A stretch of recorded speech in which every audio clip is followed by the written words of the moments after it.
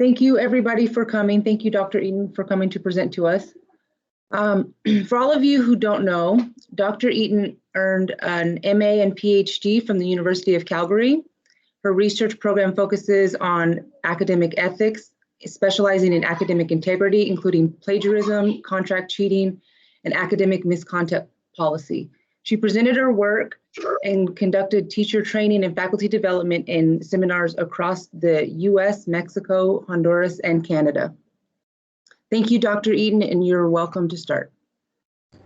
Great, thank you so much for the invitation, and thank you everyone for joining us today on a Friday afternoon, right before the holidays. So I really appreciate you taking the time to join in today. I'm going to start sharing my slideshow. I think that my slides are on the screen, but maybe if you could let me know that you can see them, I will carry on. And the way my screen is set up, I won't be able to see the chat during the session, so I'll go through the slides first and have some time for questions at the end. So thank you, Shannon, for your introduction and for the invitation to join you today. You're welcome to contact me after the session if you have any questions that occur to you after the presentation today. I'm also on Twitter. My Twitter handle is @Dr. Dr. Sarah Eaton. And as Shannon mentioned, I'm an associate professor in the Workland School of Education. My background, my research background, is in higher education, leadership policy and governance, with a focus on academic ethics in higher education, including academic integrity, research integrity, publication ethics, etc. And I came to this work a couple of years ago, specifically around predatory publishing and questionable conferences, because my graduate students were coming to me with a lot of questions, and they were getting some of the spam emails that are fairly typical in predatory publishing and questionable conferences. So I put together a guide for them.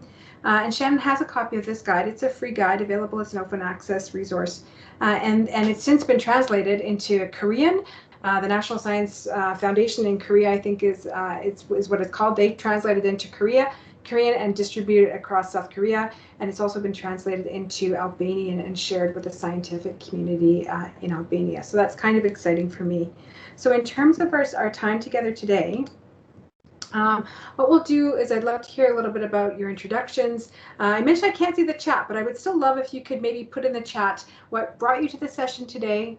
What is your area of scientific expertise and academic expertise in your research interests, and what questions might you have? And I'll try and address those questions for you at the end. I'll go over a little bit of the what I hope you'll get out of the session today. We'll go over what are the sort of some definitions and characteristics of predatory publishing, what to look for, and then we'll sort of look at who publishes in predatory journals. Sometimes it can be done deliberately, sometimes it can be done by accident. We'll sort of present some different characteristics of those who end up publishing in those journals. And understanding things like article processing charges and open access, and how those might fit into legitimate publishing and predatory publishing, and how the predatory publishing industry tries to mimic reputable and legitimate publishing. By the end, I'm hoping that you as participants today will have a really strong understanding of how to select high quality journals and reputable journals or conferences that will help you advance in your career and bring prestige to your reputation and your institution. Speaking of institutions, we'll also talk about the role institutions play in helping researchers understand where to publish their work and how to reward reputable publication and reputable conferences.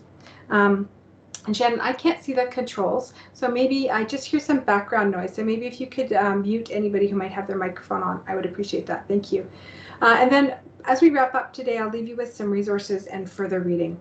I expect the whole session today to take about an hour or so, including your time for questions at the end.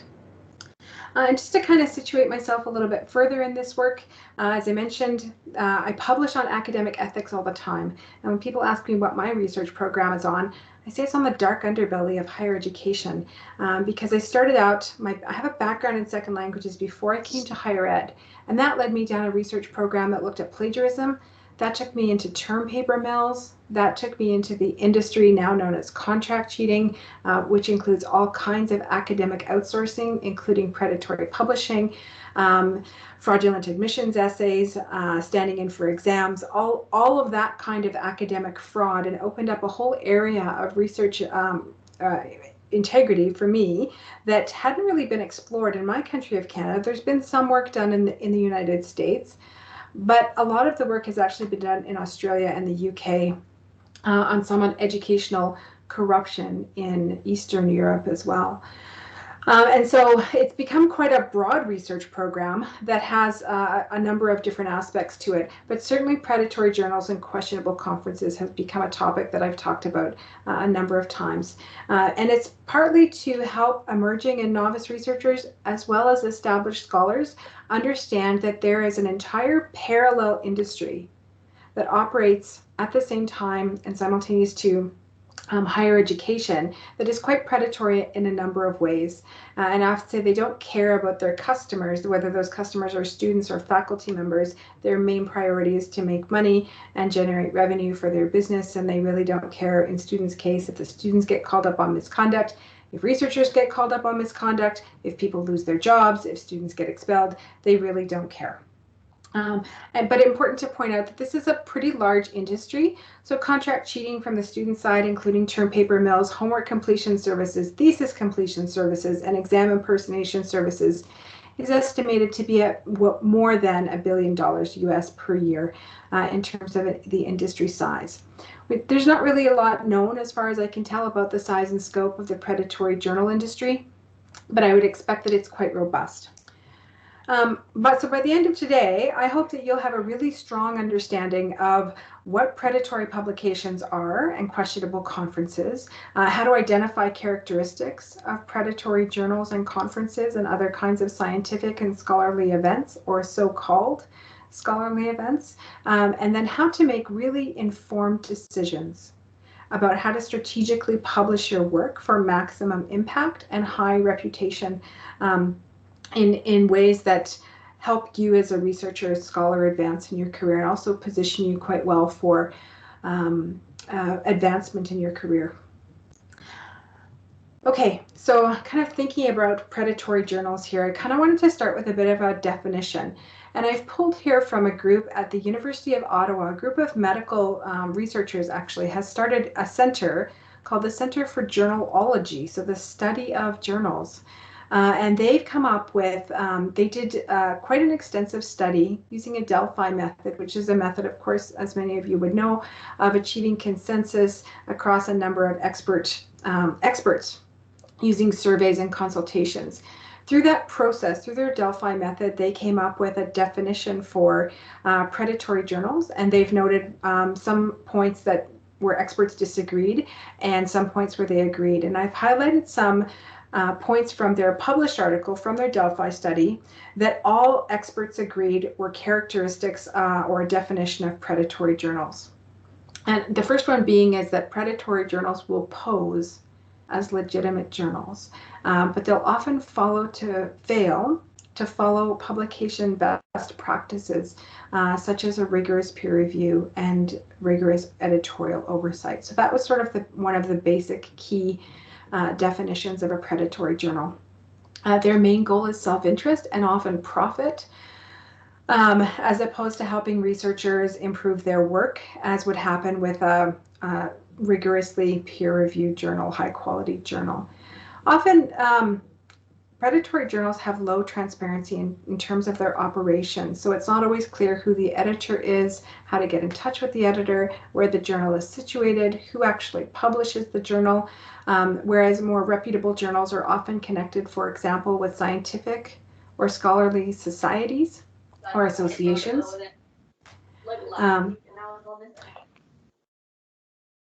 And that the predatory journals will often have what are called fake impact factors. And an impact factor is given by sort of a third-party organization to journals that have been deemed to be established and have published a minimum number of high-quality articles over a period of years. And so these journals will simply create these impact factors, which are supposed to indicate quality of a journal. So they simply manufacture them. It can be difficult to distinguish between a predatory journal and a legitimate journal, because often the modus operandi of a predatory journal is that they will sort of mask themselves and make themselves look as if they were legitimate. So it's really kind of a caveat emptor, buyer beware, or in our case, scholar beware approach when we're looking at a journal to determine if it's a good place to publish our work. And another sort of factor to consider is that sometimes journals that are emerging or new can look sort of like a predatory journal, because it can take a journal at least 5 years to sort of get its legs under itself in terms of being recognized within the global scholarly community. And I'll give you an example of a journal that I edited. It's called the International Journal for Educational Integrity, and it existed for 10 years as a volunteer-run journal through the open journal systems at the University of South Australia. And in its 10th year, it moved over to BMC Springer Nature. But it's only been sort of with Springer for 5 years now. And it's because it was a small journal, quite a niche market. Academic integrity and educational integrity is quite a niche research area. We're still trying to get our impact factor. So even though the journal is in volume 16 now, right, because of the volume number, you'll probably know that when a journal starts, the volume number represents its year of publication. So when the journal I edit began in 2005, it began with volume 1. Issue 1, and the second year becomes volume 2, and then the number of issues come after that. So we're now in volume 16, but because we've only been with a big publisher for 5 years, we're still working to get our impact factor. And it sort of can look like the journal is new, even though it's been around for a while, because it was run at such a grassroots volunteer level for the first decade of its existence. So that would be a case of a journal that might look new, doesn't yet have an impact factor because it hasn't been with a big publisher for a while, but certainly not predatory in any sense. And one of the other distinguishing factors would be who's publishing the journal. So in the case of the one I edited, it's published by a major publisher. Springer Nature is the same company, for example, that publishes Nature and Nature Communications, and has a whole host of other journals that they present. So this is from the group out of the University of Ottawa, and they started this. I mean, most of them are medical researchers, but they started the Center for Journalology because, in particular, the amount of predatory publishing that was happening in medicine and health sciences. And their work sort of parallels a guide that I had put together on predatory publishing in 2018, the one that was translated, and I had come up with many of the same things. So, for example, that predatory journals are not linked to scientific or scholarly societies or associations. This is one of the things that I coach my graduate students on quite a bit, is to, as early in their career as possible, to become involved with the most prestigious academic and scholarly scientific societies and associations in their fields. And so they first come to me and say, okay, well, what are those and how do I find out about them? And most of us will find out from our mentors, and will have been mentored into the societies that inform a lot of the research that we do. But if not, then asking one's own mentors, right? If there are people that have mentored you along the way, and asking, okay, so what are the most prestigious societies that I can get into with your research? And often they're membership-driven organizations. So, for example, in my field, the American Educational Research Association would be the best known research association in the United States. Many Canadians are also part of the American Association, and as well we have several in Canada, and there are some international ones as well. But to begin to align ourselves with our scholarly community through the most prestigious societies can be a way of helping to ensure that, one, we're reading the most prestigious journals in our field, and also getting to know the people who publish them and are part of that community. And the other another characteristic of predatory journals is they won't receive any public or government funds or grants. So some of the society journals will receive, for example, I think like an NIH grant to help them operate, for example. They'll often send spam emails. You've probably been on the receiving end of some of these emails inviting you to publish in the very prestigious journal. The more prestigious the journal, the less it has to advertise. So if you're receiving emails from alleged journals asking you to publish with them, I would say beware, because they probably need you more than you need them. And this is part of thinking about the value proposition that your research can also provide to a journal, and think about what you'll get from publishing in a journal, right? And I think prestige will be a big part of that, and enhancing your reputation and getting your work circulated within the communities that matter most to you. And if a journal in their communications to you brags about the high quality of the journal, again, it's a sign or a signal that they're probably not high quality. It's another one of those cases where the most reputable journals don't need to brag about their reputation, because everybody knows that they're the most prestigious journals. If you're examining predatory journals, you may notice, for example, that if there's an editor who seems to edit numerous other journals, but those journals are not related in their area of specialization or discipline. And this is sort of throwing paint against the wall kind of approach. One of the things I teach my grad students and emerging scholars that I mentor to do is to find out who edits the journal and where do they work and what are their credentials. So you want to look for individuals, of course, who have a lot of publishing experience themselves, and who have a long-standing reputation in their fields. And if you can't find that person anywhere affiliated with a university, for example, it could be a sign that they're actually in the business of churning out journals and they're not a scientist at all. And they may also make false claims about where the journal is indexed. So journal indexing is another way of third parties validating the reputation of a journal. So PubMed is one that's known, for example, in medicine and in other sciences. And it's a way of sort of demonstrating as an objective third party which journals are considered legitimate and worthy of follow-up. Sometimes predatory journals will make false claims, as they do, about their impact factor, about where they're indexed. And this indexing can also be a sign of, like I said, legitimacy for a particular journal.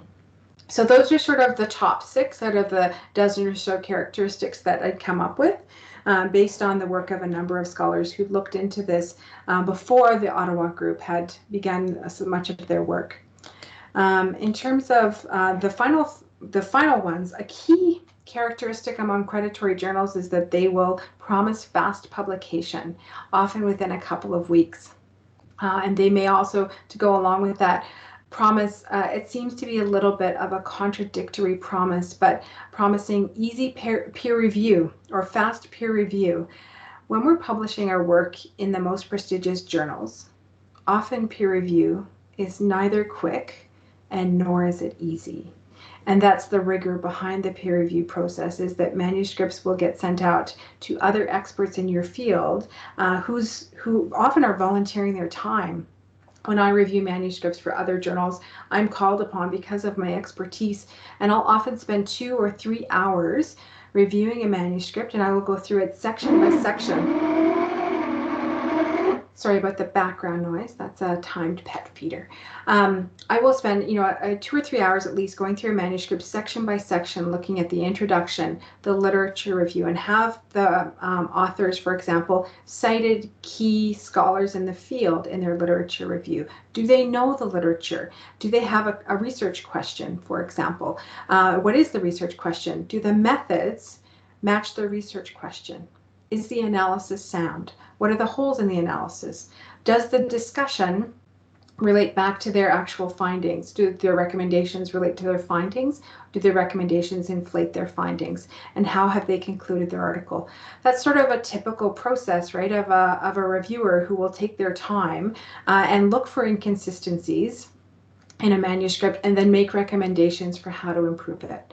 And most journals that focus on quality will ask reviewers who will take the time to review a manuscript and may find holes in either the method or the analysis. That's the job of the reviewers, and to send it back and say, here are some points you can work on, if the reviewers are also doing their job ethically.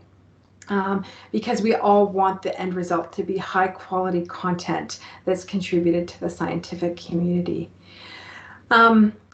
Sometimes the predatory journals will be it's like they're a little bit slippery in the way that they operate, right? I mean, these are grifter journals, that they might have names that are very close to highly respected journals, but with only subtle modifications. Sometimes that modification might be as small as, say, a pronoun. Instead of the word of, the journal of something or other, for example, they might change it to for, or vice versa, the journal for such and such.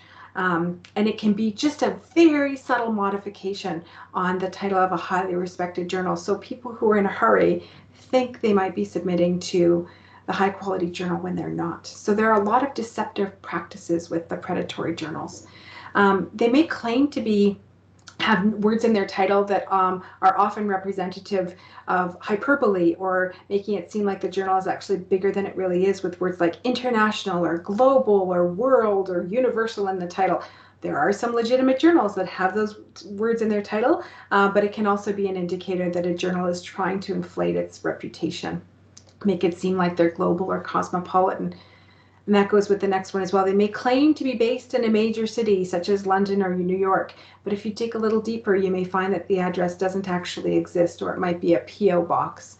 Post office box is also sort of another red flag that a journal may not actually have a real address or people behind it. And if you can't find out who manages or who publishes the journal, these are questions that we want to ask, right? And the further we go along in our careers, the more we want to be concerned with the quality of the publications that we're publishing in. And so those are sort of the top 12 things for you to look at and look out for when you're seeking places to publish your work and mobilize the knowledge from your own research. And to kind of look at this from the journal side again, I mean, I'm going to focus a little bit on the predatory side of things here, because they will be quite unscrupulous in their ways of reaching out to prospective contributors. They regularly spam prospective contributors. They will appeal to your ego, starting emails with phrases such as "Dear most esteemed scholar," and things that are meant to appeal to your ego right away. Those spam emails may have poor grammar, poor spelling. That's often a sign of a predatory journal. They may use hyperbolic language in their marketing materials, making it sound like they're the best journal in the world and you are the best researcher in the world. And they may tell you how prestigious they are. Again, the most prestigious journals and conferences don't have to tell you that, because they stand on their own reputation, and they may engage in excessive flattery for you as a prospective contributor. And you may find as well that there's no way to opt out or unsubscribe from their mailing list, as because they're spamming tens of thousands of researchers every day across the world, whereas legitimate journals will almost always have an unsubscribe button and will adhere to the spam laws, the anti-spam laws of the country in which the journal is situated, or in which the editor is situated, or both.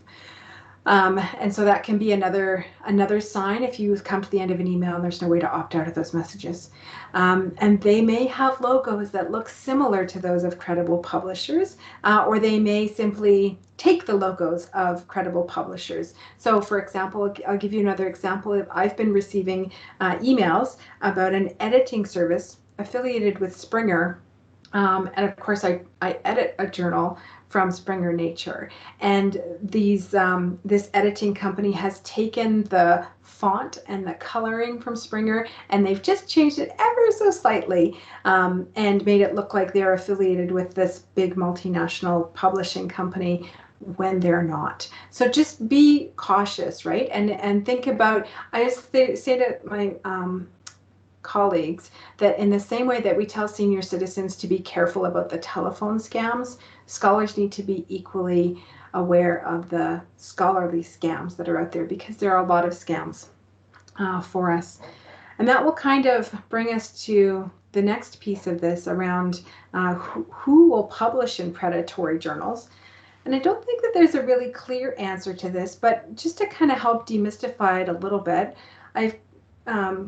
we can think of it in sort of three categories, if you will. And I've used this coloring here in this table symbolically. So there's sort of green, yellow, red, sort of like traffic lights, right?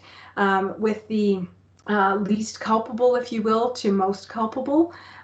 First are the naive contributors. So these were my graduate students when they were coming to me a few years ago saying, hey, I've gotten an invitation to publish my work in this journal. And my first reaction to them was run away, because if you're getting emails as a graduate student that start with dear most esteemed scholar, I said, I'm really sorry to tell you, young graduate students who haven't yet finished your program, we don't get to be esteemed scholars until much later in our careers. But they were too experienced and naive to know that they were being duped by the publishers. They believed the emails that they got. And then when they are like, oh, I'm being preyed upon, I'm like, yeah, you're being scammed. And the company who is approaching you has one mandate, and it's to relieve you of the cash in your pockets. And so I would use it as a teaching moment with my grad students, right? And teach them to beware that as they were going along in their careers, that there would be predatory companies coming after them. In some ways similar to the essay mills and term paper mills that are now aggressively marketing to our students, particularly during the pandemic, offering to help them with their academic work. They're quite parallel industries in some ways, right?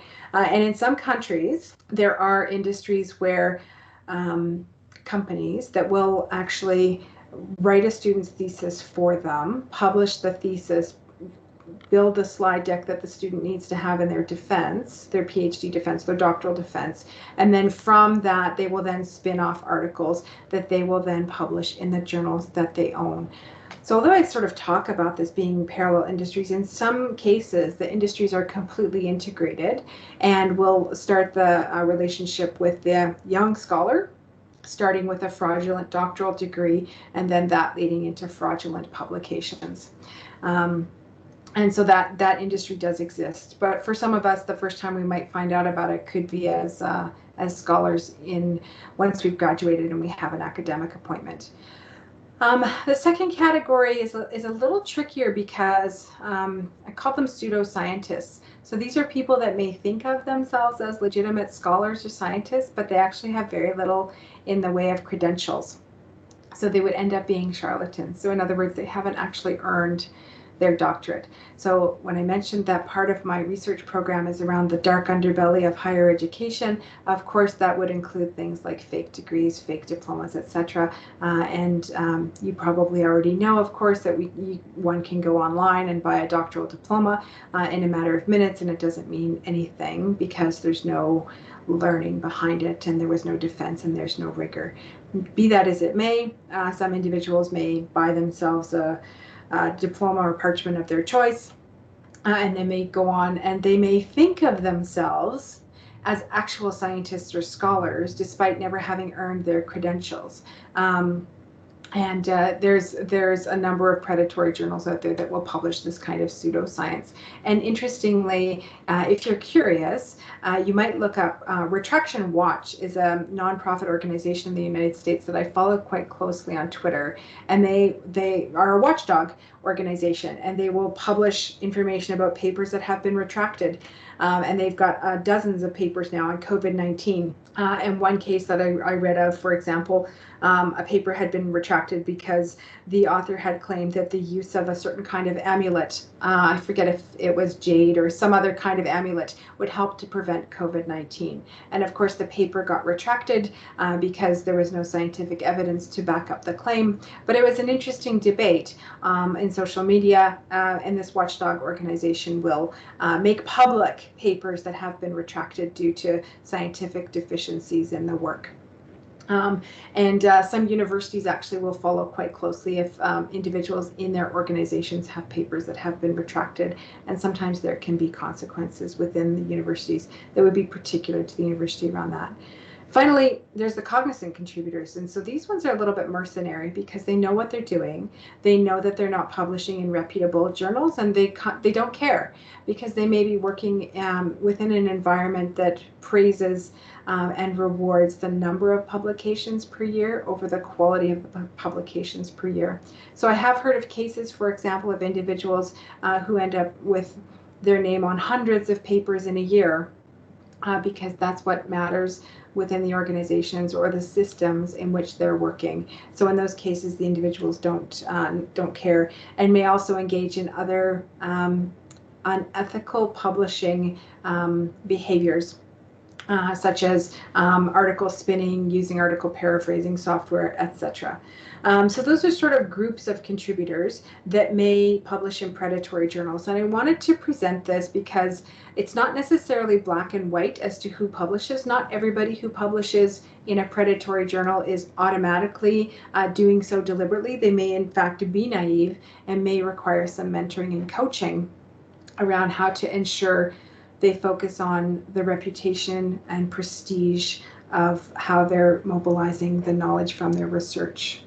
So that will take us into a bit of a conversation around article processing charges and open access.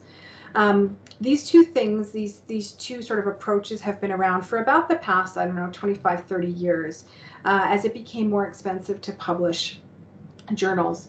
So some journals started, the traditional model of a journal would be that a university or a library or an individual would subscribe to the journal. Think back to when journals were published as paper journals, right, before many libraries went digital. So if an individual, for example, was a member of a scholarly society, part of their membership fees would include a subscription to the journal affiliated with the society. They would get that journal mailed to them 2 or 3 times a year.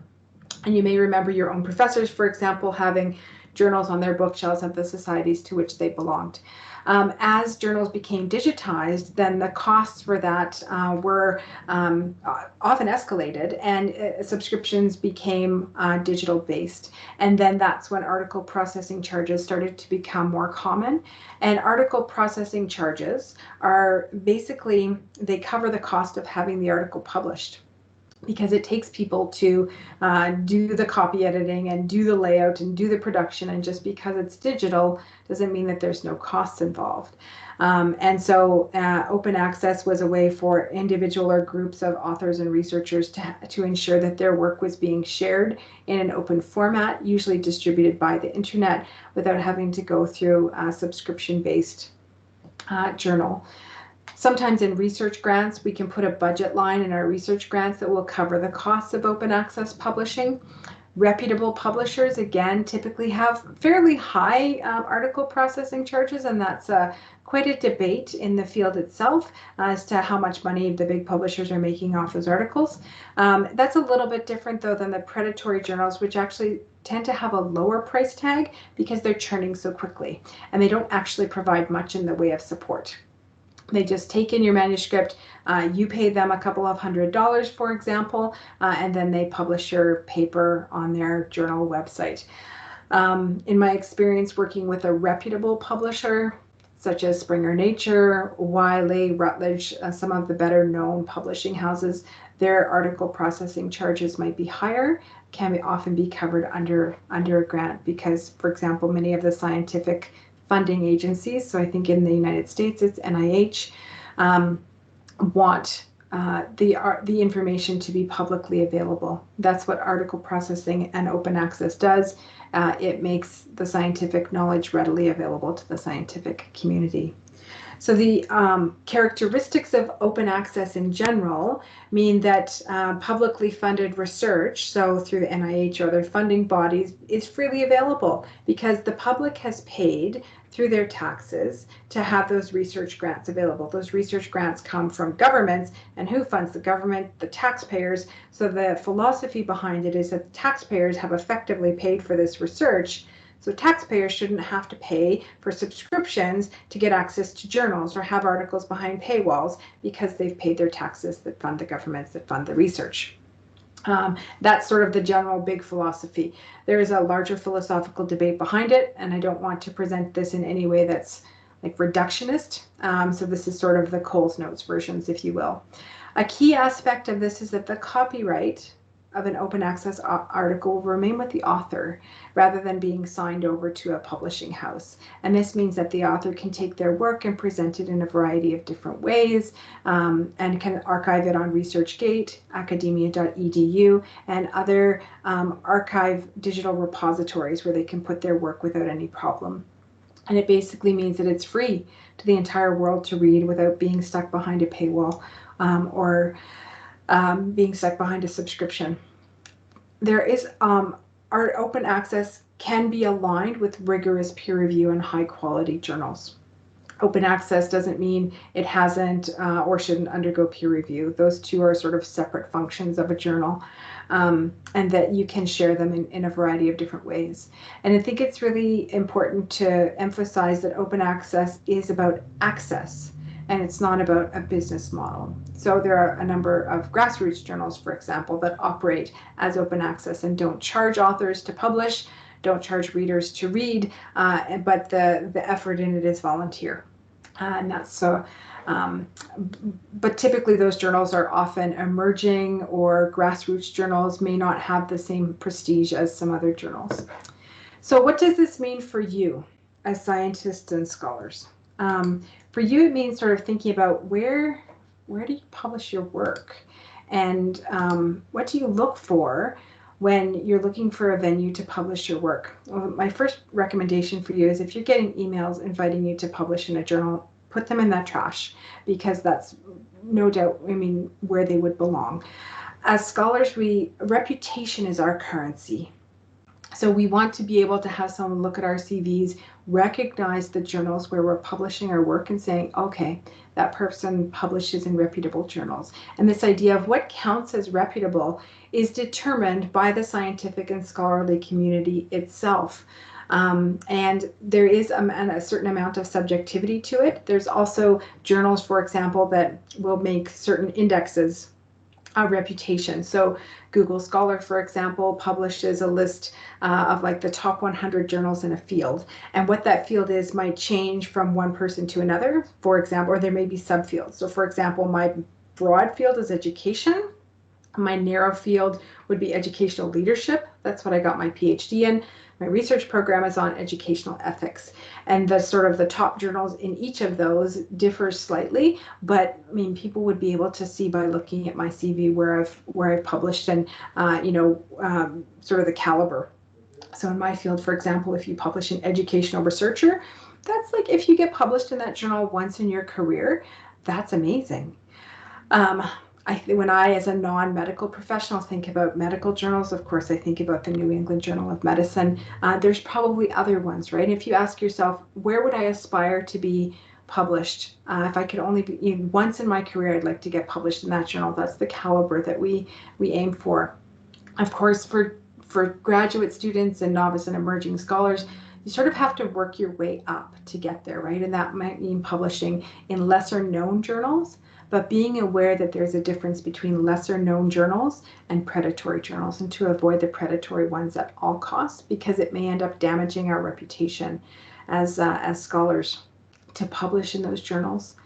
And we want to be associated with other high quality scholars in our field. So if we can be publishing in the same places as them, and I often tell my students, I'm like, think about the people that you admire and the people whose works you're reading, and find out where they published, and use one's own reference list as a starting point, for example, or thinking about, we'll often tell students who are preparing for their candidacy exam, who are the big thinkers in your field? Who are the top 3 scholars and scientists thinkers in your field? How do you know? What have you read? And then the next question when I'm mentoring my grad students is, where did they publish?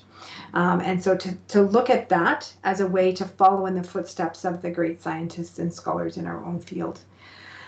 And so I tell my students, right, that if you as a scholar and scientist want to become part of this community in higher education and the scientific community, part of that is joining that community through the publications that we publish in, and becoming one of the top scholars in that field and getting there over time. And looking for journals that are affiliated with reputable publishers, such as Springer, Nature, Wiley, etc., and that you want your name to appear in the lists of those reputable journals over time.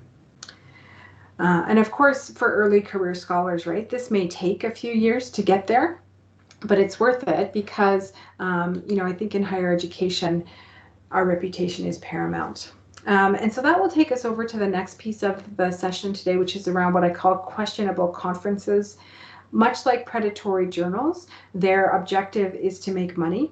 And if you think about a business that will operate in order to make money from scholars, they may operate both a conference and then say to the presenters, oh, well, presenting at our conference will automatically get you publication in a journal. So be wary of any outfit that promises you automatic publication, right?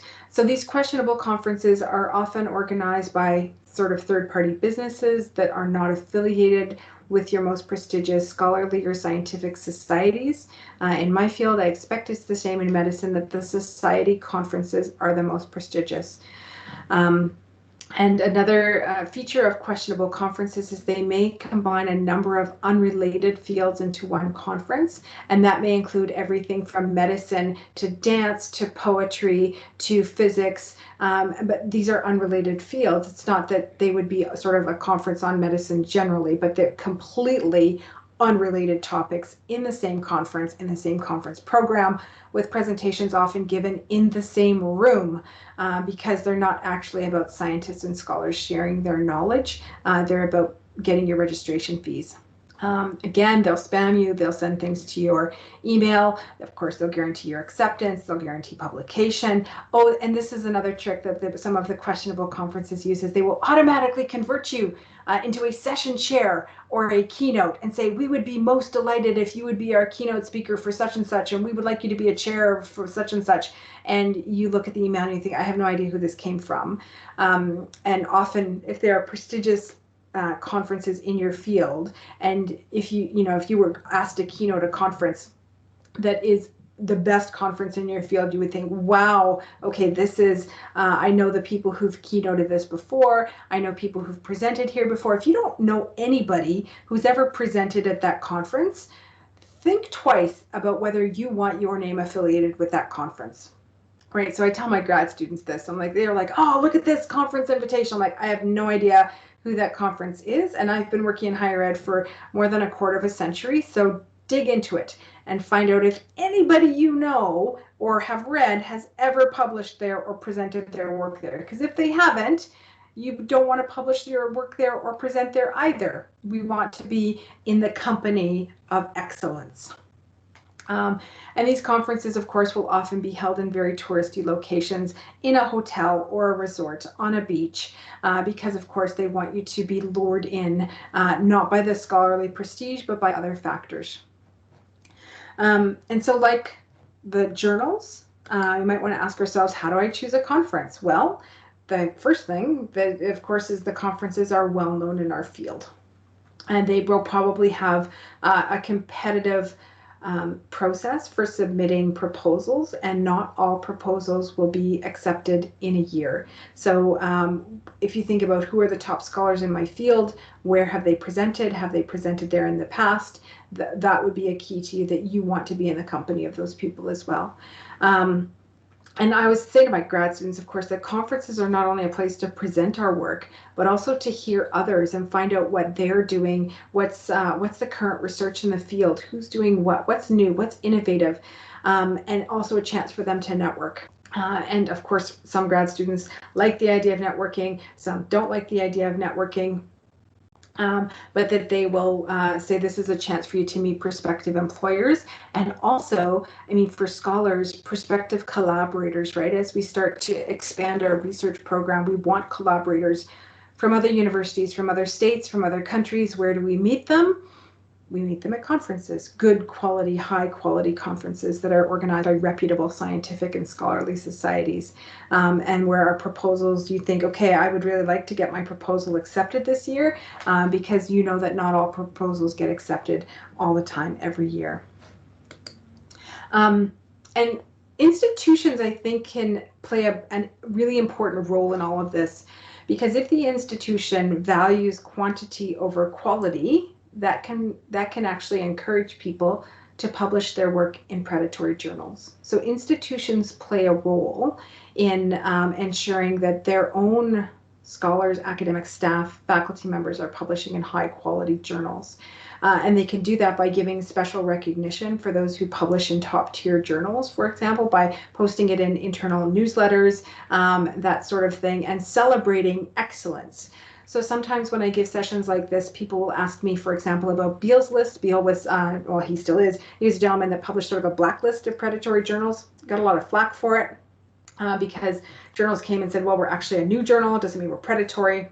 So Beale's list sort of has sort of died down a little bit. It's been resurrected with a few different iterations. But when I work with institutions, I'll often say, rather than trying to worry about blacklisting some journals, instead think about whitelisting others. And you can do this through the lists of the most prestigious journals through Google Scholar, for example, and celebrate prestige and excellence. And focus on giving special rewards for those who do high quality work. Having said that, if a paper goes so far as to be retracted, that might be subject to consequences. And that certainly varies from one institution to another. And another activity that some universities take part in, or in fact, my own university does this, is there's research support offices that will often run, for example, writing groups that will work with authors to do internal peer review, workshop their writing, help them identify good places, reputable places to publish their work, and then help them through the submission process and the revision process, particularly if the reviews come back and they can be a little harsh, to help people learn to deal with that and then respond in a way that helps them get their articles published in the journals of their choice. So there's a lot institutions can do to support high quality publication. And other things that institutions can do is sort of set criteria for who gets funded and what gets funding and what counts, what merits funding in terms of the kind of conferences that institutions will reimburse people for, the kind of article processing charges that an institution will cover. And that it will review all of the requests that come in for reimbursement for article processing charges, for example, or open access fees, that they won't just rubber stamp them and they won't fund everything. So for example, at my university, we used to have to apply we used to have to, now we'll do it through research grants. Say, this is the journal I want to publish in. They would say, okay, is it listed, for example, in the Directory of Open Access Journals, the DOAJ,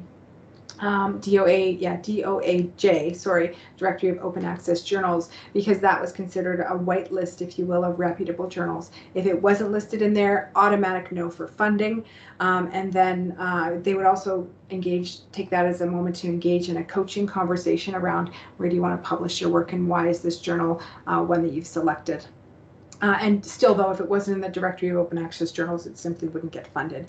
And that institutions of quality will reward quality.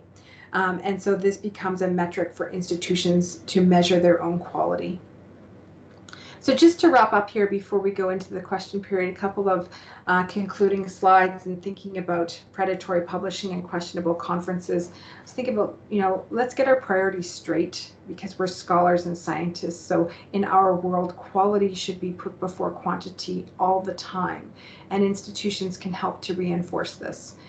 And that excellence in our field, that is our currency, and we'll put that before expediency. So I would rather take 2 years for my article to be published in a high quality journal than have it published in a shoddy journal in 2 weeks. And that we want to put prestige before pretense. And what I mean by that, of course, is that reputation is the most important for us as scholars and scientists, and the reputation is determined by our peers in our community of peer review and fellow scientists and scholars who came before us and will also come after us and coexist with us in our professional space. So some things for you to think about as you move forward with this. There is an International Committee on Publication Ethics. They have quite a bit of resources around predatory publishing. What does it mean? How to avoid it? And if you've gotten caught yourself, you think, oh my gosh, I ended up publishing my paper in a predatory journal. I didn't know that I did that. I want it taken out, retracted. How do I do that? They've got a lot of advice on how to deal with predatory publishing, both in terms of prevention and post-incident, if you will. And I've sent Shannon a copy of my slide deck today. She has the slide deck, and she also has a copy of the guide that I put together, the resource guide for my own grad students, but it has ended up being helpful to others on how to avoid the predatory journals and questionable conferences. So she has these resources plus a couple of others that I've shared with her, and I've given permission for you as a community to have these resources available to you after the session today, in addition to the recording. So what I'll do now is I'll stop my slide deck, and so I can see you and also see what other chat there may have come up, and also take a moment to take your questions. Thank you, Sarah. That was fantastic. Really well received. I think it was just a really good session. I'll introduce myself. I'm Zoria Talib. I'm the chair of our Department of Medical Education. We have, I think, a unique structure in that all of our faculty in the university are in the one department. It's an interdisciplinary Department of Medical Education. So it's all the primarily faculty who teach in the preclinical MD curriculum and in our master's program. And then the clinical faculty have a volunteer faculty appointment in the department. So I have two questions. One is from somebody who's often sitting with faculty to try to think about where they should publish, or maybe providing feedback on a selection of a journal. Is there I was going to use the word cheat sheet, but it's kind of a pun then, but a worksheet actually, to say, if you're looking at a journal, here are the 5 or 6 things you can kind of look for. And I say that because if we're an interdisciplinary department, I myself don't have full view of like an anatomy, of the space of anatomy, or the space of biochemistry, or the space, so it's a little challenging in an interdisciplinary space to have personal experience with all of the different journals. And my second question is tethered to it, so I may as well ask it. Same would go for a rank and promotion committee. When they're looking, for example, and that's an example of a committee, but it's an institutional lens to say, if we're kind of looking at somebody's publications, but we're an interdisciplinary group, we don't know every journal. Is there something that could be used in a kind of an efficient way, or is this really just the hard work of kind of digging in? Yeah, these are great questions. Thanks so much. Yeah, in terms of checklists, I think there's a couple of checklists in the guide that I did as well, so you might find that helpful, because I tried to make it really practical for my grad students, and then sort of a decision-making tool, if you will, of where do I want to publish, and is this a good place for me? So I think it's already there. It's kind of a cheat sheet, but we also need to be pragmatic with this, right? And I think you'll find that helpful. And then we've had similar conversations around our own university. We will often go to those Google sort of top 100 journals in a field, and we'll ask a researcher, okay, what's the field that you want to publish this in? So for me, for example, it might be a leadership field, educational leadership, or it might be educational ethics. And then we go to those top 100 journals. We say, okay, we can look at these top 100 journals in the field. So as an institution, I think and those rankings change from year to year, right? But you could go back and say, okay, the last 5 years of the top 100, and I think you can get that historical thing. You could say, okay, we will reward people who publish in the top 100 journals. It's not that you punish people who don't publish, say, in that top ranked of 100, but maybe they don't count. Maybe there's a certain number of points allocated to certain kinds of journals, and that maybe the top 10 journals get the most amount of points, the next 10 journals get a certain amount of points. But if they're not in the top 100, maybe they only get 1 point, or maybe they only get 0 points. But that there's sort of disincentives for publishing outside of top ranked journals, but then also going back and knowing that there is a little bit of shifting, and journals will work really hard to get in that, say, list of top 100 in a field, but then also working with researchers and say, okay, where do you aspire to publish to? Does that help at all? Yeah, it does. I think so I'll look for that worksheet, because I think that might be helpful. And I think you're right. I think at the end of the day, when you're looking at a field if you're not comfortable with, you need a reference point to be able to judge. We kind of use impact factors, H-index. We're trying to use what we can in being able to interpret, I guess, is the quality of a publication. Yeah, and some of the predatory ones will just fake them. They'll fake the impact factor, and so it might be a little bit of just follow up and say, okay, is it actually an impact factor? And because impact factor is determined by an objective third party. So there are ways to check and see if the impact factor for a journal is actually legit or not. That's helpful. Thank you.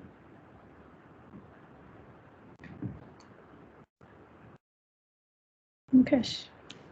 I'm sorry, my chat box is not working, so I'm doing the thing of showing my face, which I don't like to do. Anyway, I work in pathology in the school, and I've had a lot of foray into many of these journals. So my questions are very specific. There was a group of 3 journals. One is the World Journal of Diabetes, which belongs to the World Journal Group. There is a MDPI, which is supposedly based in Switzerland. And now I've just got an invitation from the Frontiers Group, which is also based in Switzerland. The problem I had was with the MDPI group. I thought all 3 of them were predatory.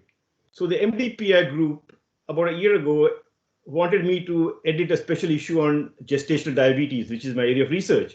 So I Googled them and tried to find out. They were on PubMed. The impact factor was about 3, which is not too good, but not too bad either. And they charged about $2,500 for a publication. And I said, that's a predatory journal. But then they said, we will sort of overlook your charges and all the people who publish in your special issue. So then I twisted the arm of all my colleagues internationally, and I got someone from Australia, England, China, they're all international people. But the hardest people I had to convince was the people from Montreal, your country. So finally they're published. But the point I'm trying to make is, I think it is not in black and white. It's very hard sometimes to find out if it's a predatory or not. And I'm still having a tough time with these Frontiers, because some of their journals are in the predatory group, but many of them are not. So the point is, if it is in PubMed and if the impact factor is good, though they charge, can we assume that it's not a predatory journal? It's tricky. I agree with you. It is. It can be really tricky. And I had the exact same conversation with the librarian here, because they've always been my go-to people about some of the predatory journals, because they're the ones that will say, okay, is it in the directory of open access journals? And they taught me all about that, about the Frontiers journals, because I remember getting kind of a similar invitation, thinking, who's this outfit? I hadn't heard of Frontiers. And the librarians came back to me and said, and their opinion, that Frontiers started as a commercial enterprise, but right, that in their estimation over time had gained enough of a reputation that even though they were for profit, they were predatory. But it took them, like a number of years to sort of get there. And the librarian said, no, actually they're okay now, but they weren't always. And so it kind of speaks to some of the sort of for-profit companies that might not be associated with scientific societies, for example, but over time they sort of gained a reputation. I think those are the trickiest ones, to be honest, because I had the exact same reaction in the beginning about Frontiers. And now I've got colleagues who have excellent reputations who've been asked to be either guest editors or ongoing editors for some of their journals. Yeah. And it was like, oh, because they're associated with them, it made me sort of perk up and say, well, if so-and-so is working with them, they must be good. But yeah, I would say we're pretty tough now in terms of what our universities will fund and what they won't fund. Yeah, so I don't have a clear answer for you, I'm afraid, but I think you're asking the right questions. And I will say from our librarians, I learned that they think Frontiers generally okay, though maybe at one point they weren't. Okay, let me just make one last point. About 5 years ago, I published in a so-called, I thought it was predatory. They were charging money, and they were on Medline, and they had a reasonable impact factor. But I wrote a review paper, and guess what? They didn't charge me, and it was cited over 100 times. So it was better than many of the better journals that I published in, because people can easily access online access. So is it predatory or is it not? I still don't know the answer. I mean, when I hear PubMed, that to me sort of speaks reputation. I'm not in the medical field, but just because a journal charges money, it might be a legitimate journal because they're trying to cover the open access fees. So like Springer Nature, Wiley, Taylor and Francis, they all have journals that they will charge for, and often they're more expensive than the predatory journals. Sometimes it's the predatory journals that they're like, oh, it's 200 or it's 300, but the big journals will say it's 3,000. And so sometimes that's why I say we'll try and work it into our grants to get that covered.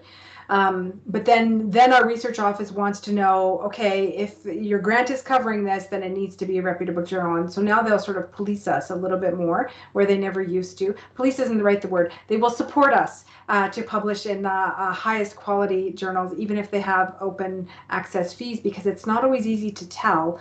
But because we've got now people that are becoming more experts in the predatory journals, that they'll sort of coach us into what they will fund and what they won't fund. For us, the Directory of Open Access Journals is sort of the sacred book, if you will, or the sacred document that will guide funding decisions as to whether or not our university will cover the fees. Okay, thank you so much. Thank you.